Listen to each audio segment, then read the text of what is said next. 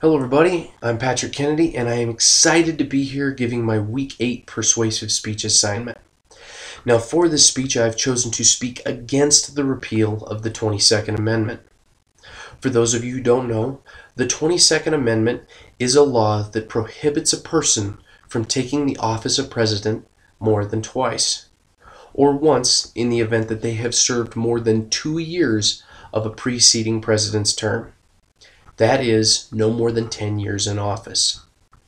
This legislation is in danger, as on January 6, 2013, at the beginning of the 113th Congress, Senator Jose Sariano of New York proposed a bill that would repeal the 22nd Amendment, which can be viewed at gpo.gov.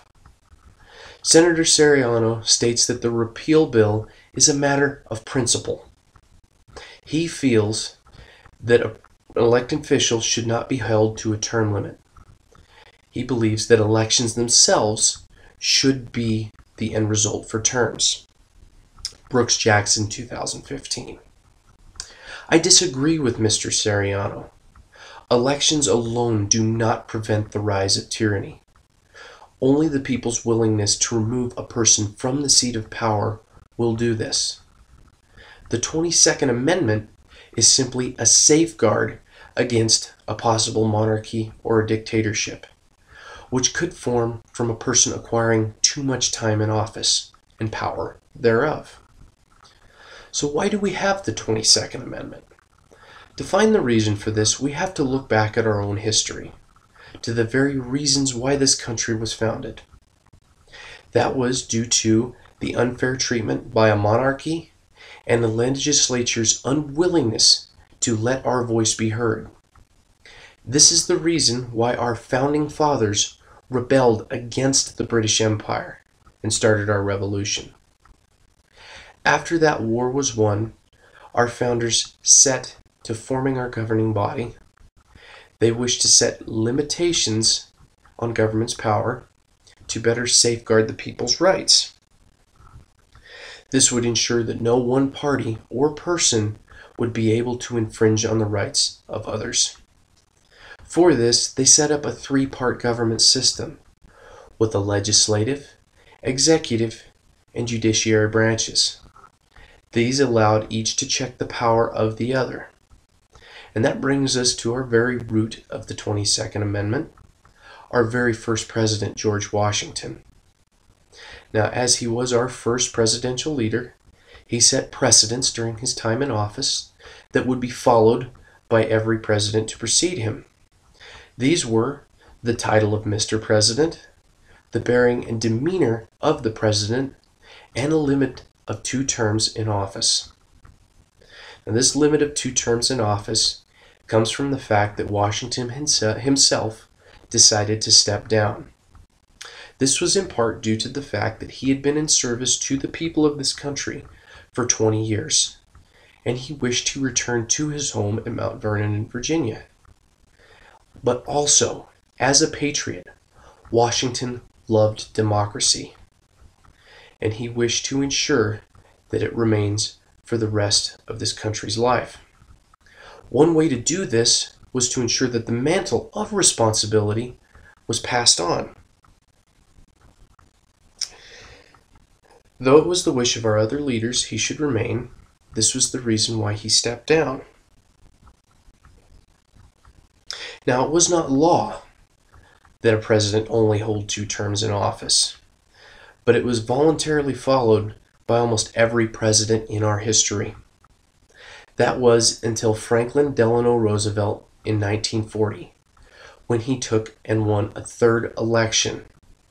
Now, this was due to his leadership through the events of the time, which was the Great Depression and the rising war in Europe. He also took a 4th election in 1944. This was largely due to his relationship with our Allied leaders during World War II. Many people were uneasy, though, about a long-term president. There was still the fear that this would lead to some form of dictatorship. So in 1945, Congress proposed a bill which would officially limit a president to 2 terms in office. This was the 22nd Amendment. This bill passed Congress on March 21st, 1947, was ratified by the states in a relatively short amount of time, and on February 27th, 1951, it passed into law. So now, for those of you who support the repeal bill, you know the reason why this tradition became law. Now let's look at some other places in world history that democracy has failed due to lack of limitations on our leaders. First, let's look at ancient Rome, the basic model for which all democracies have risen.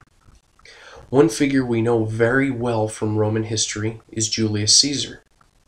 Julius Caesar held several offices in Rome during his life, all but one of which he had been elected to. His final office, which he had been appointed to from his seat of consul, was that of dictator of Rome. Now this office was to be a temporary appointment during times of crisis that could only be held for a limit of 1 year, then elections would be held to refill the seats. After attaining this office, Caesar refused to hold elections. He appointed several of his supporters to offices, and this allowed him to maintain his seat of power over the Republic. And after 3 years as dictator of Rome, he was assassinated by the remaining original Roman senators. Now his actions here caused repercussions through the rest of Roman history, as every leader that came to power after him sought to take the role of dictator rather than that of consul for the people. So now let's look at Germany as well. Prior to the Nazi regime, Germany had been a democracy for over 100 years. Now Hitler came to power in 1933 through legitimate appointment. Once in office, he was able to fully corrupt their system. He appointed several Nazi sympathizers to offices, which allowed him to pass policies without hindrance. In his pursuit of his power, he worked to discredit elections, dissolve opposing parties, and then abolish any government involvement whatsoever. San Jose University, 2015. So with this, we see that elections can be corrupted and vaulted. Thankfully, our system of government is better set to prevent such things from happening.